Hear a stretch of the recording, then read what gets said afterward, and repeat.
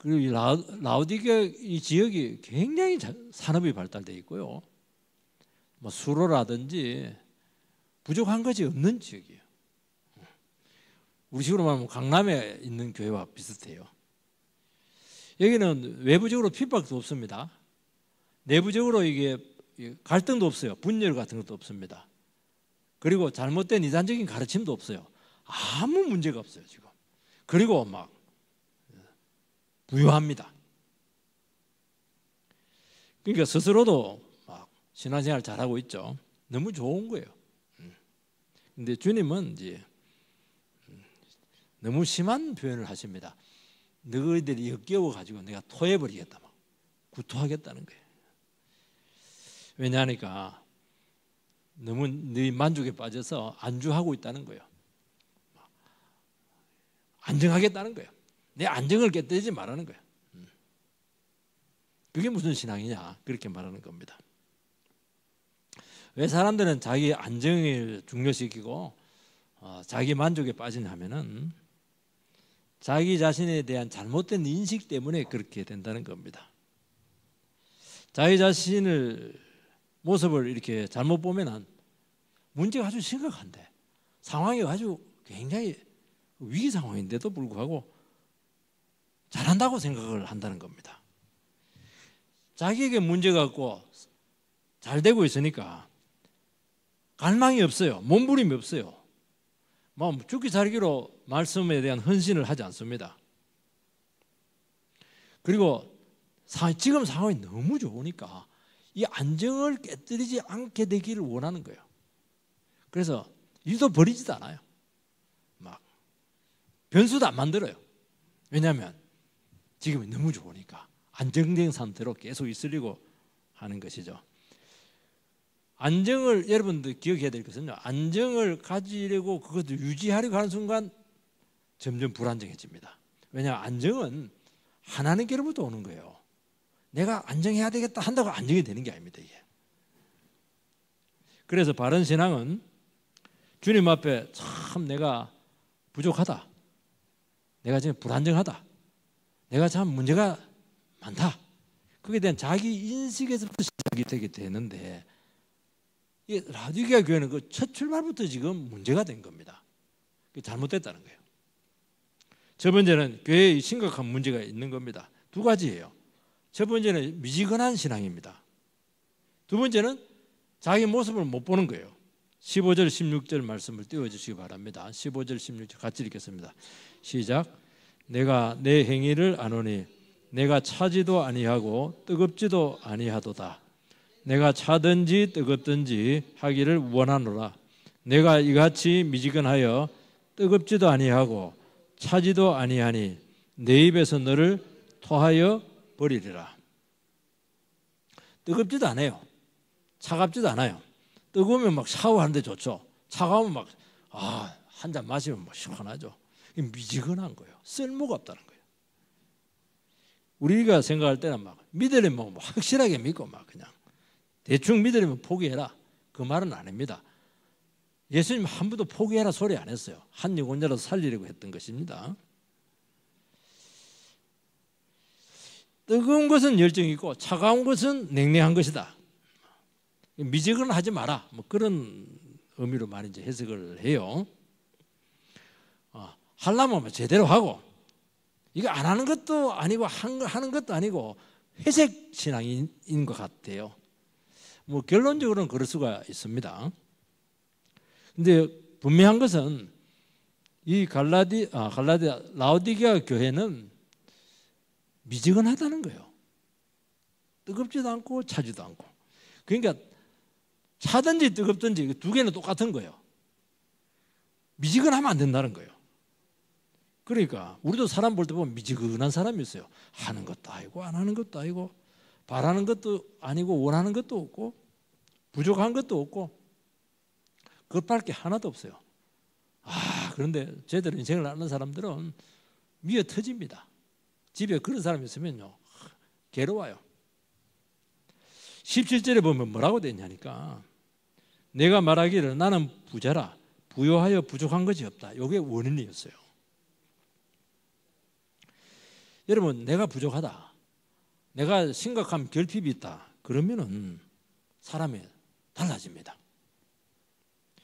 제가 청소년 때, 그전에는 너무 철부지였어요. 시골이기도 하고.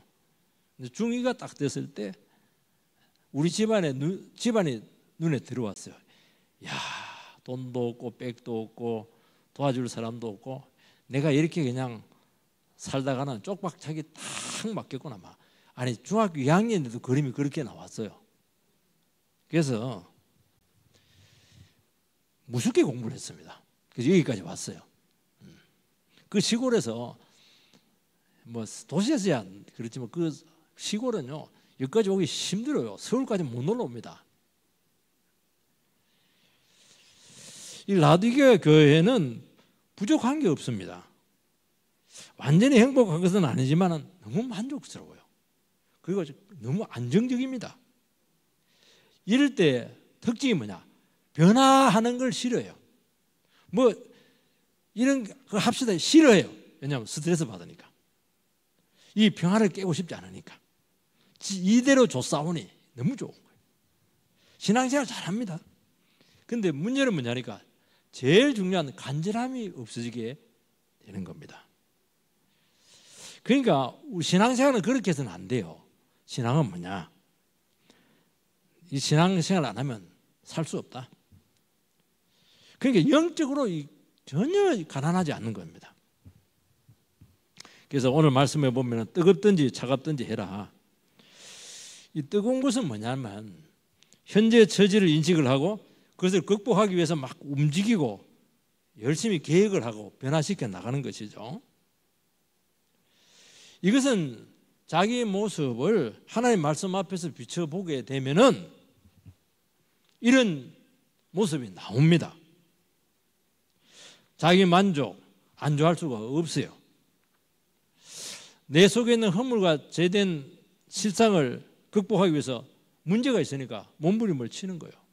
참 안정적이다고 생각을 했는데 보니까 지금 도처에서 마귀가 지금 넘어뜨리기 위해서 막 그냥 눈에 보이지 않는 가운데 심각한 어려움들이 도사리고 있는 겁니다. 그럼 전신이 번쩍 나면서 어떻게 텔레비 보고 있어요? 그냥 기도하게 되는 겁니다. 겉에는 하나도 문제가 없어요. 그냥 안에는 지금 막 심각한 지금 상황들이 놓여져 있는 거예요. 그걸 못 봤다는 거예요. 그걸 봐야 되거든요. 그래서 신앙의 갈급함이 빠진 것은 이유 불문하고 심각한 죄입니다. 얼마나 심각한 죄냐? 내가 역겨워서 얼마나 역겨웠으면 토해버리겠다는 거야. 너무 꼴보기 싫다는 거예요. 차가운 것도 똑같은 겁니다. 차가운 것은 뭐냐? 많은 결핍이 있고 문제가 있다는 걸 스스로 알고 있어요. 근데 아무것도 요구하지 않고 그 실패 속에 갇혀 있는 겁니다. 이 말은 좀 어려운데요. 예를 들면 금방 이해가 됩니다. 교회에서 상처를 받으신 분들이 계세요. 그런 분들 중에 굉장히 냉랭한 분들이 많으십니다. 왜냐하니까 교회에서 열심을 했더니 남은 것은 상처와 실망이다. 이분들은 신앙을 잘 알죠. 너무 잘 알아서 문제고 교회를 너무 잘 알아서 문제예요. 마음문을 딱 닫고 해도 안 된다. 문제의식이 없이 자기 만족에 빠진 것보다는 이런 사람이 훨씬 낫다는 거예요. 미진한 것보다 훨씬 나은 거예요. 이 사람은. 냉소적이죠. 가슴이 싹 식어 있어요. 식어 있어요. 왜 식었냐니까 열심히 해도 안 된다. 좌절감이죠. 자포자기입니다. 교회에서는 적당하게 하는 게 낫다. 교회는 안 떠나요. 그렇지만은 들어오지도 않아요. 이 패배감이죠. 패배감. 이것이 뭐냐니까 차가운 겁니다. 차가운 겁니다. 이런 사람들은 원래 뜨거운 사람들이었어요. 원래 너무 뜨거워서 이제 이렇게 된 겁니다. 이런 분들은 치료할 수 있는 방법이 있어요. 하나님 바른 말씀 듣지 못해서 서로 상처를 주고받기도 하고 인간적인 열심도 내기도 하기도 하고 그래서 그냥 뒤죽박죽이 돼가지고 이리 치고 저리 치고 이 상처 저 상처 다 받아서 이렇게 된 겁니다. 그러면 답은 안 합니다. 바른 말씀을 들려주면 놀랍게 회복이 되고 정리가 되고 그러면서 하나씩 하나씩 이렇게 뜨거움이 생산이 돼요. 그리고 누구보다 이런 사람들은 문제의식이 많기 때문에 정말 살아있는 신앙인이 될 수가 있는 것입니다.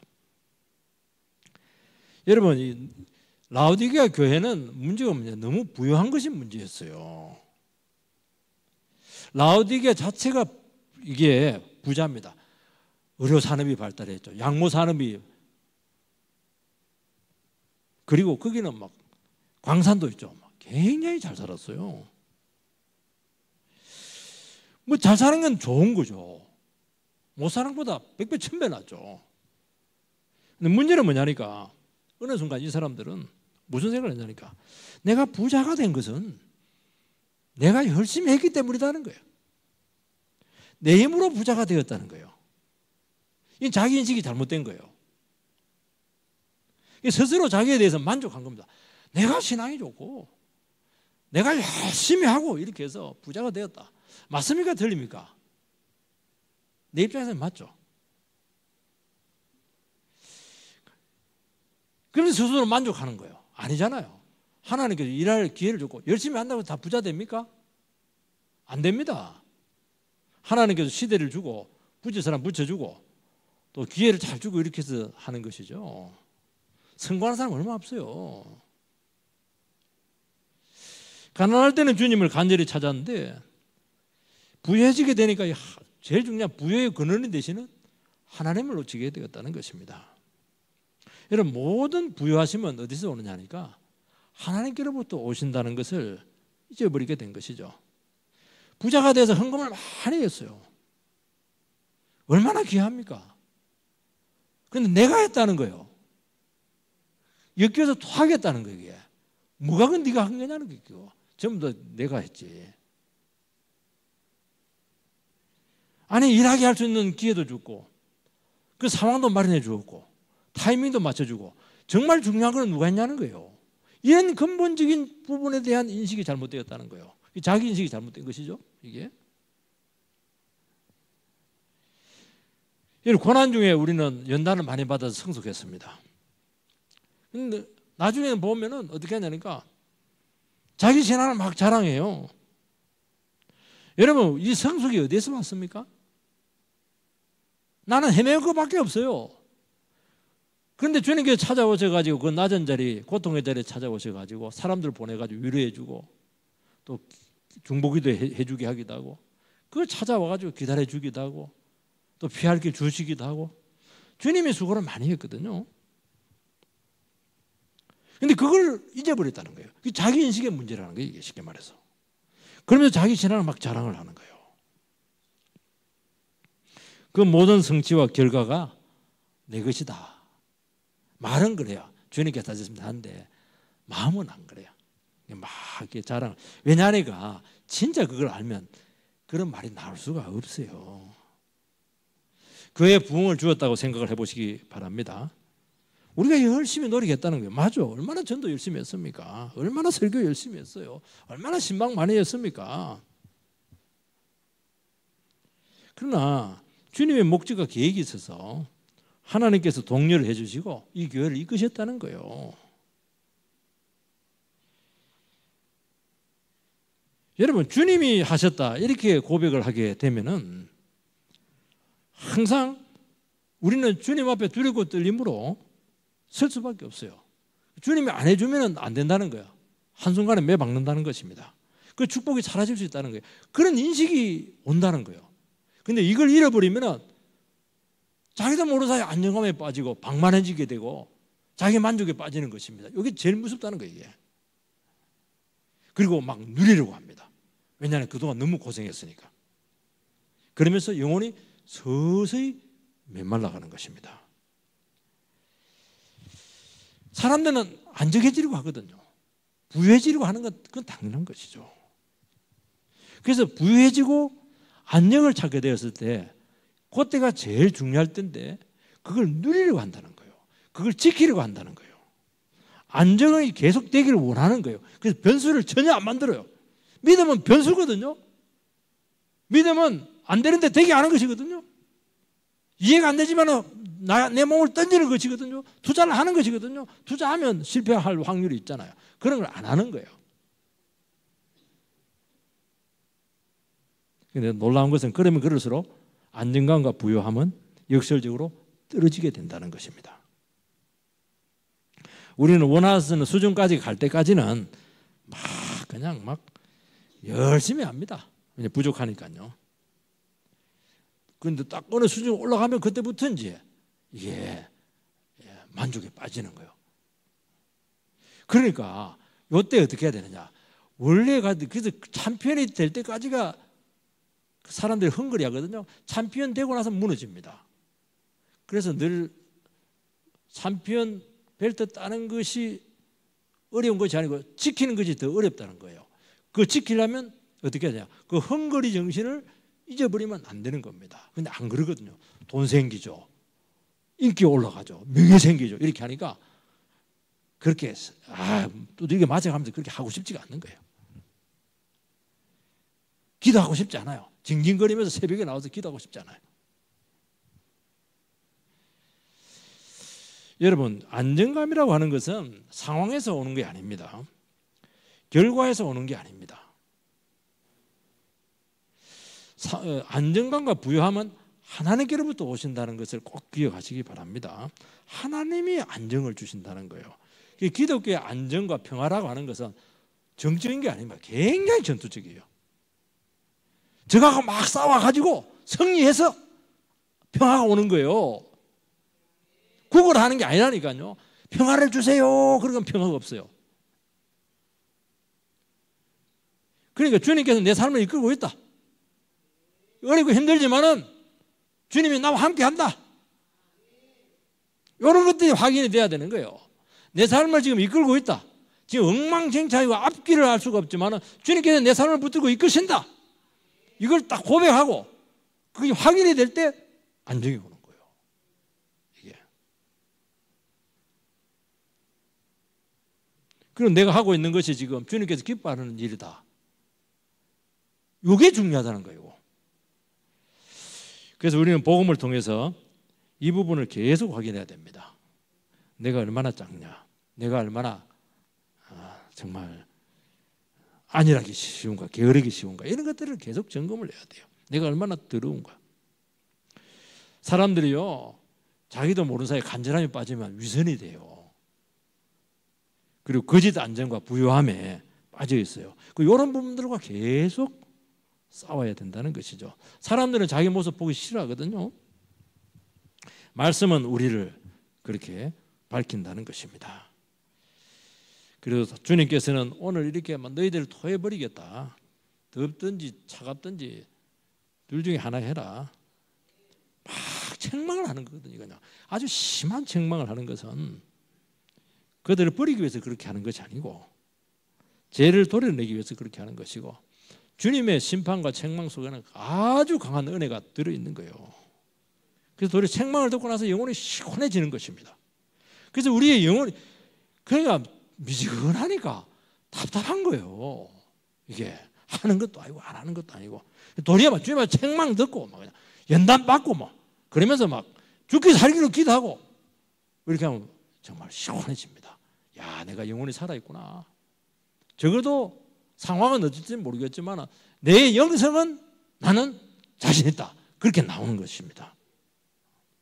그래서 우리는 믿음 생활을 하면서 문제의식을 안 가지는 것이 이게 죄입니다. 이게 어떻게 인간의 문제의식을 안 가질 수가 없어요. 문제의식이 없으니까 소망도 없고 소망이 없으니까 받을 것도 없고 기대할 것도 없는 거예요. 이게 문제라는 거예요. 그 잘 되고 있어요 지금. 두 번째는 주님의 진단에 나옵니다. 17절 말씀을 띄워주시기 바랍니다. 17절 같이 읽겠습니다. 시작. 내가 말하기를 나는 부자라 부유하여 부족한 것이 없다 하나 내 공고한 것과 가련한 것과 가난한 것과 눈먼 것과 벌거벗은 것을 알지 못하는도다. 스스로 부자라고 했습니다. 여러분 스스로 부유하다고 여겼습니다. 겉으로는 맞아요. 근데 여러분 기억해야 됩니다. 부족한 것이 없는 것이 좋은 것이 아니라는 거예요. 나에게 도움이 필요로 하지 않는 것이 누군가의 도움이 필요하지 않는 것이 절대로 좋은 것이 아닙니다.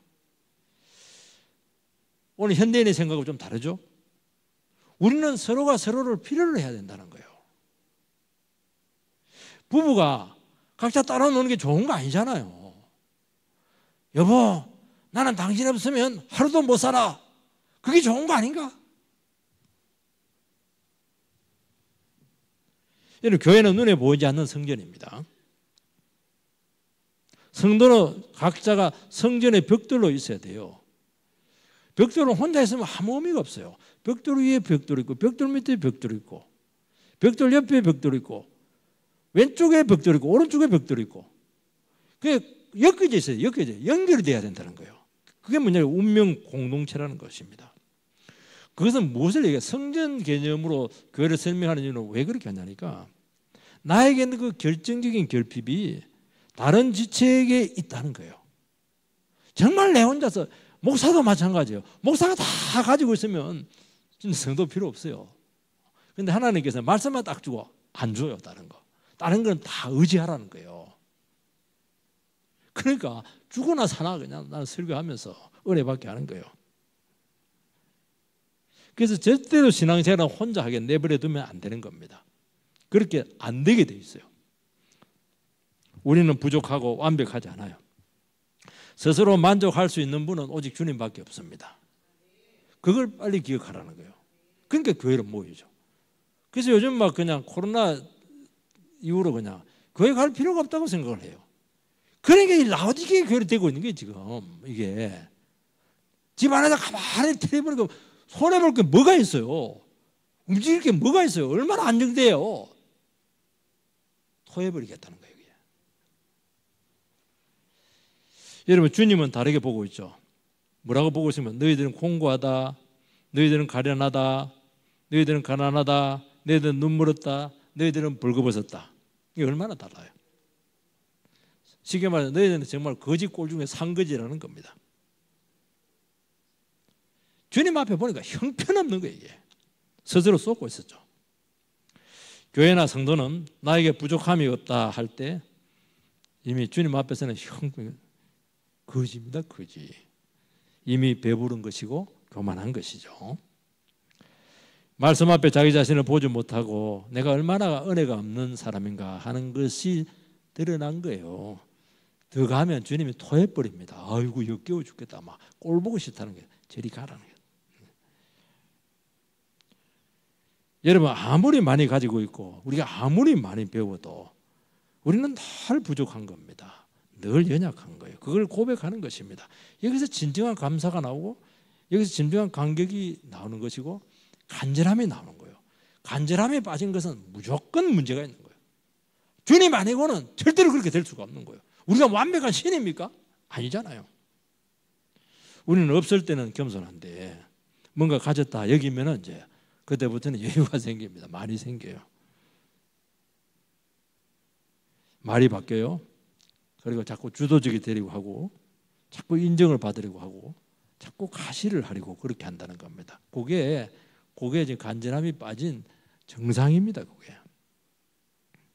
하나님 앞에 자기 자신을 보지 못하면은 반드시 위선이 들어. 나는 대단히 신앙이 뛰어난데 간절함이 없고 이게 자연스럽게 안 나타나니까 종교 행위를 할 수밖에 없어요.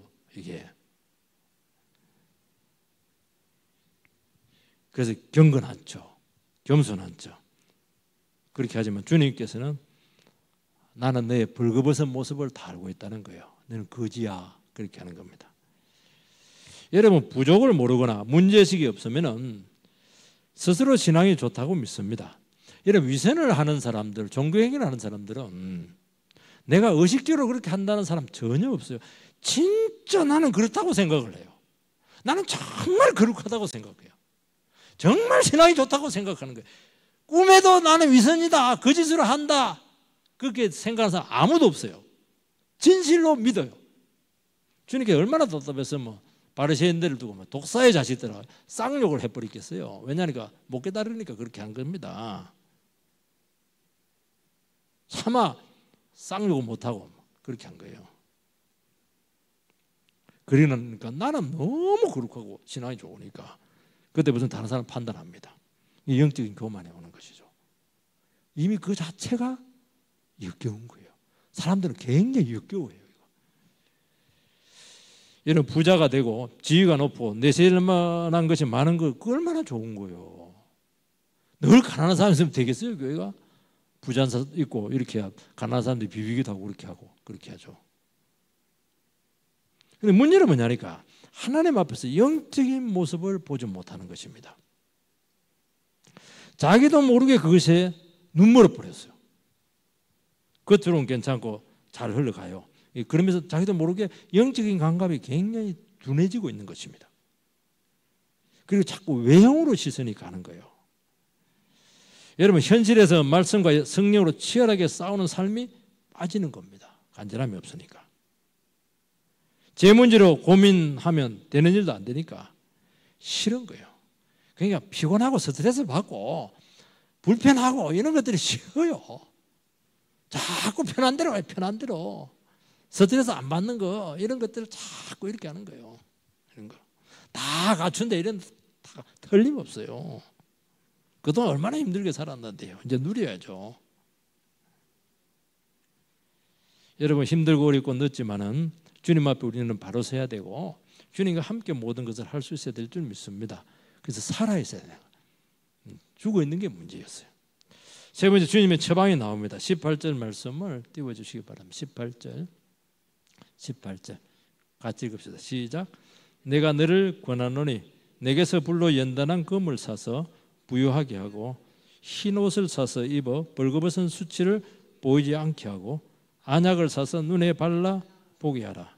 세 가지가 주님께서 처방입니다. 고쳐야 되잖아요. 첫 번째는 불로 연단한 금을 주님에게서 사서 부유하게 하라는 것입니다. 그들을 눈물게 한 것이 있는 거예요. 그것을 전부 다 포기를 해야 됩니다. 그리고 주님 안에 있는 그 부요를 사야 돼요. 주님 안에 값진 것들 많이 있거든요. 뭐가 있어요? 연단된 금이 있잖아요. 연단된 금. 금도 똑같지 않아요. 2천도 3천도에서 한 10분 재련하면 99.99% 그 금이 나와요. 그 순금을 사라는 거예요. 정금으로 나오리라. 그 속에는 생명을 사고 은혜를 사고 천국의 보물을 사라는 것이에요. 이 연단이 좀 강조가 되고 있는데요. 연단은 주님께서 겪으신 고난이잖아요. 자기가 죄짓고 나서 고생하는 것은 이거 연단이 아닙니다. 이거는 우리식으로 말하면 개고생이에요. 이거는 진리를 위해서 모함받고 배반당하는 거. 이런 여기서 말하는 그 고난이라고 하는 것은 막 술 먹고 나쁜 짓 하고 그렇게 하면서 주여 기뻐하소서. 저는 지금 십자가를 지고 있습니다. 아이고 맞아요. 그렇게 하면 그게 아니고 정말 진리대로 살다 보니까 이 연단이 오는 거예요. 배반을 당하기도 하고 낮아질 수밖에 없고 나를 죽여서 타인을 살리고 하다 보니까 아픔이 많은 거예요. 이런 것들이에요. 이런 것을 사라는 거예요. 이걸 해라는 거예요. 이걸 하라는 거예요. 근데 이거 싫거든요.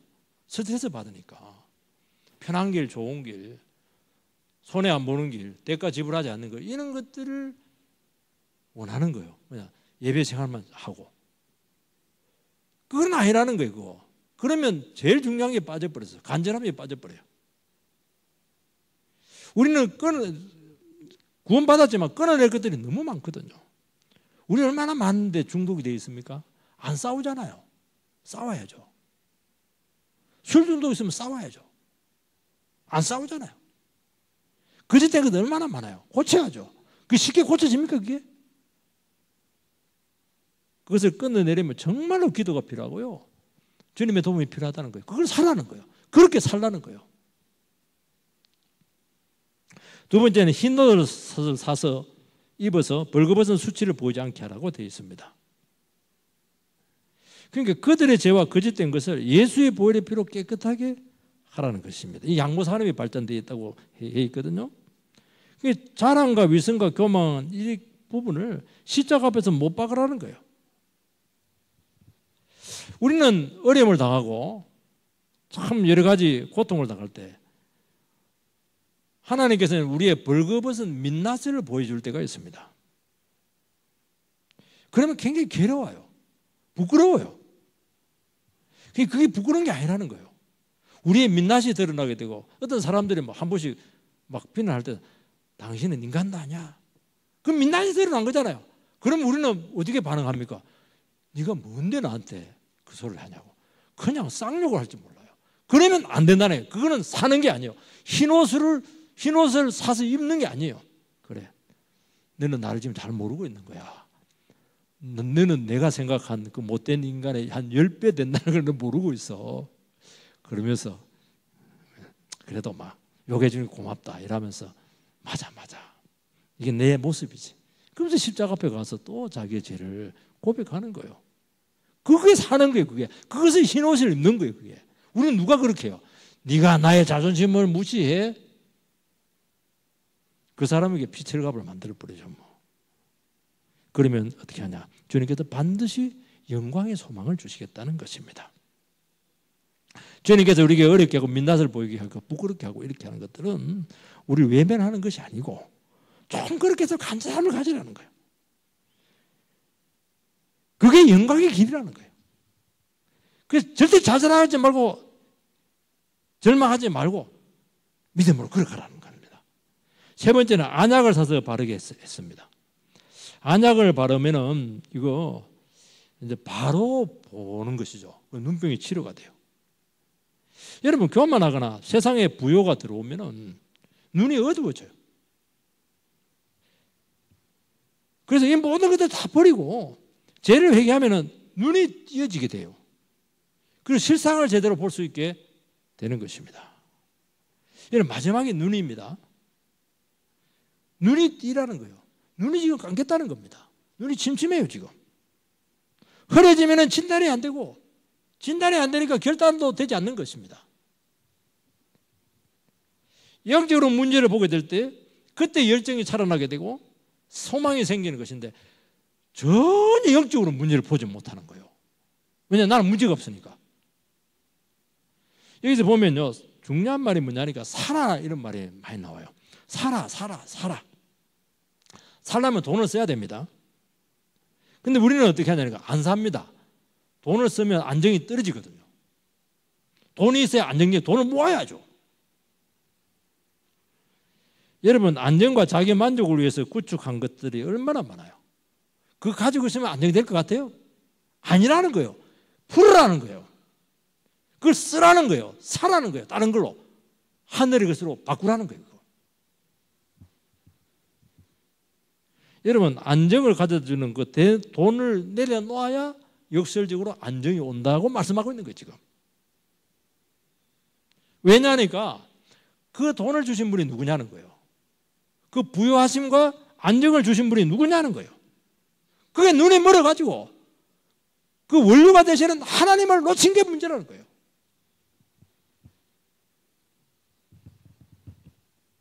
주님을 붙잡아라는 것입니다. 그때 진정한 만족이 올 것이다. 간절함이 있게 될 것이다. 여기서 진정한 안정이 온다는 겁니다. 안정은 주님께로부터 온다는 것입니다. 저도 한 번씩 이렇게 교회 생활을 하다 보면 목회를 하다 보면 새로운 영혼들이 봐요. 얼마나 귀합니까? 근데 불안해요.